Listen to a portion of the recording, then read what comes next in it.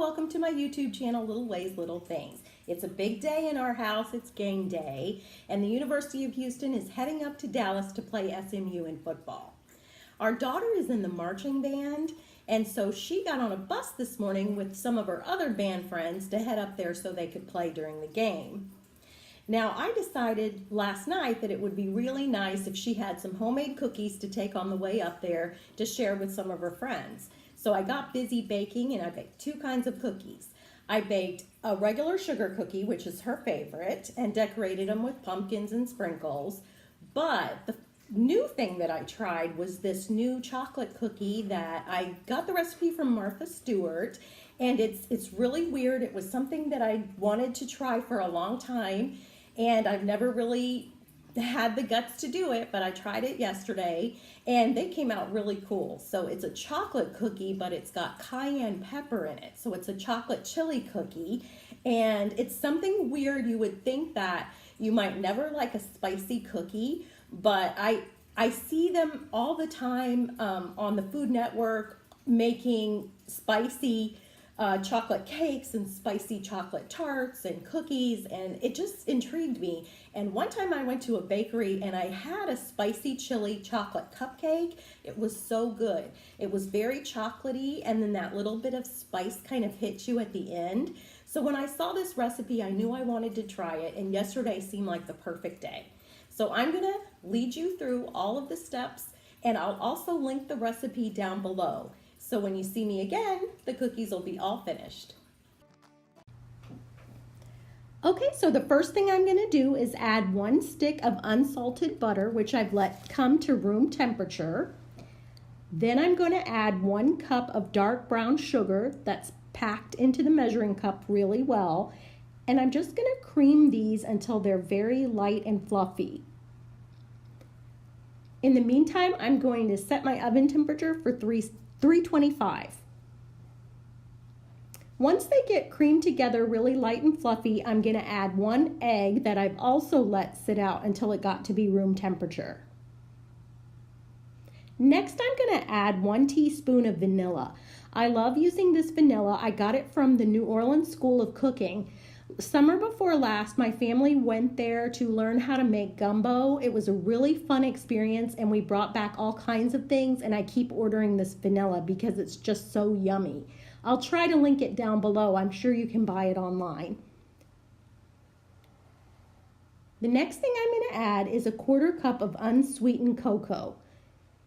Now remember, this is unsweetened Dutch processed cocoa. Don't buy hot chocolate or anything like that. It's baking cocoa. Over off to the side, you see my bowl. It has 1½ cups of all-purpose flour, 1 teaspoon baking soda, and 1/2 teaspoon salt. And I'm just gonna whisk it all together. I had already put all of those ingredients in there. I'm whisking it to make sure that the baking soda and the salt is just well incorporated through the flour and there's no big lumps or anything.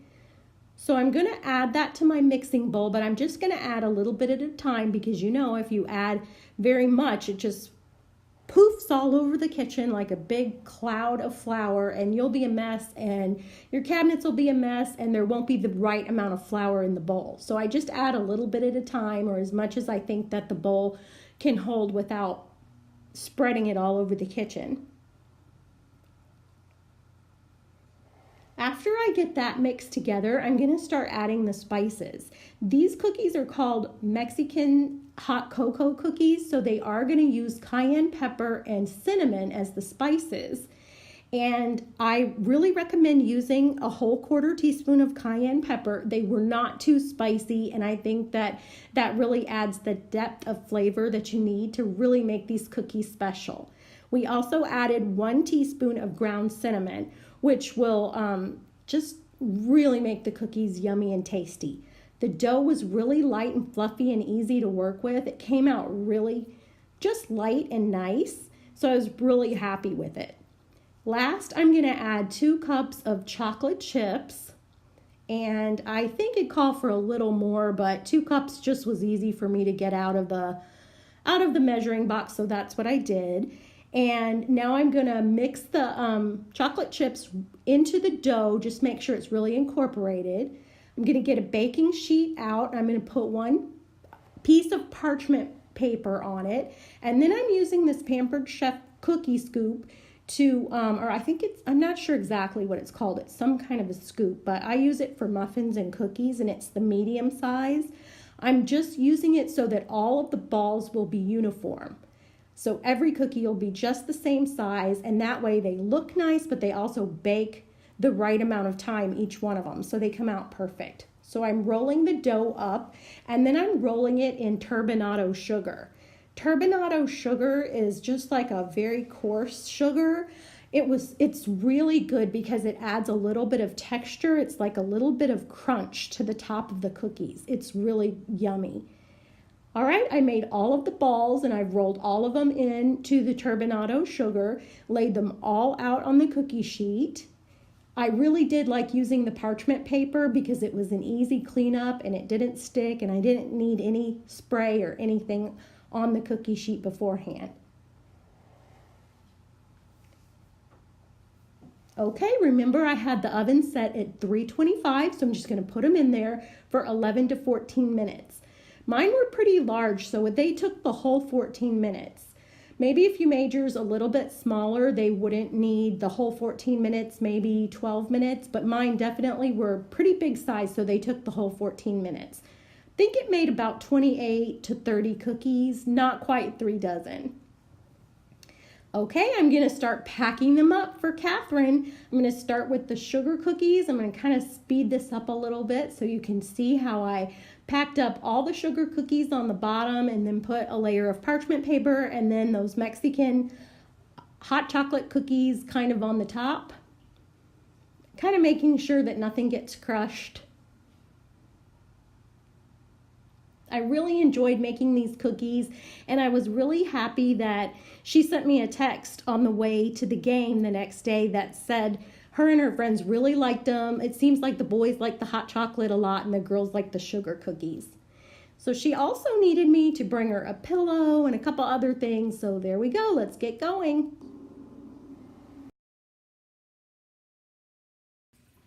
Well, it was a very late night for us, running those cookies up to Catherine at the university and then running back. But I know that she will really enjoy them on the way up there, and she was thrilled to get them. She already texted some of her friends saying that her mom brought her cookies. I hope they like these chocolate chili cookies. I'm not sure if they will have a taste for them or not, but I tasted one last night and they're really, really good. So as you can see from the video, they were super easy to make and so tasty. But you really do have to like the spice. You don't get very much of the heat. It is definitely the spice from the cayenne pepper. It's super chocolatey when you bite into it, and it's got chocolate chips that just kind of melt in your mouth, so you have that chocolatey gooiness. And then right after that, that little bit of spice kicks in and hits you. I really encourage you to try the recipe. I've linked it down below. They're super yummy, and if you like spice or your family likes spice, I think you should try them, but you could always cut the amount of pepper or cayenne pepper that you put in by a little bit, maybe just to try it. But I would definitely go ahead and start with the amount in the recipe first because it's just perfect for us.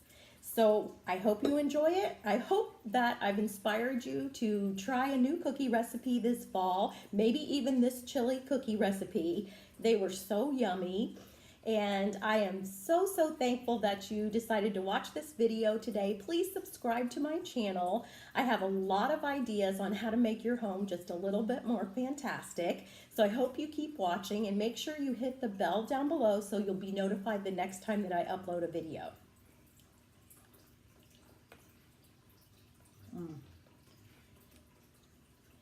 Try these. Video. Oh my God, that's why you made me the cookies. It wasn't even because you wanted to treat me to cookies. Oh, video number 7 for YouTube.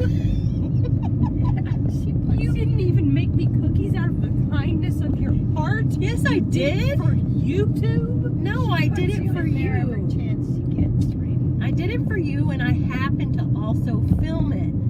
Okay. I didn't even film any of the sugar cookies. I was just filling filming the hot ones. The Martha Spicy. Stewart ones? Yes. It's not even your own recipe.